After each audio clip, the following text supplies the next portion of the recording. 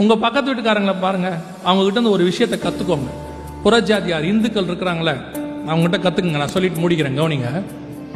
அந்த இந்துக்கள் எல்லாம் இருக்காங்க, அவங்க கோயிலுக்கு போவாங்க. போயிட்டு வரும்போது உங்களுக்கு அவங்க கோயில்ல இருந்து பிரசாதம் வாங்கிட்டு வருவாங்க. திருப்பதிக்கு போனா லட்டு எடுத்துட்டு வருவாங்க, இந்த மாதிரி எடுத்துட்டு வருவாங்க. வந்தவொடனே நீங்க என்ன பண்ணுவீங்க? கொடுக்கும்போது நீங்க என்ன பண்ணுவீங்க? என்ன யோசிக்கிறீங்க? நிறைய பேர் நினைக்கிறாங்க திருப்பதி லட்டு சூப்பராக இருக்குங்க, சோத்திரத்தோட ஆண்டவர் எல்லாத்தையும் சாப்பிட சொல்லியிருக்கிறார், அப்படிதான் நினைக்கிறீங்க. பெருமானே நம்ம என்ன சொல்லிடுவோம்? வேண்டாம் அப்படின்ட்டு. இப்போ அவங்க சொல்லுவாங்க, ஐயோ தெரியாம போச்சே அப்படின்ட்டு. நெக்ஸ்ட் டைம் போயிட்டு வருவாங்க. போயிட்டு வரும்போது என்ன பண்ணுவாங்க தெரியுமா?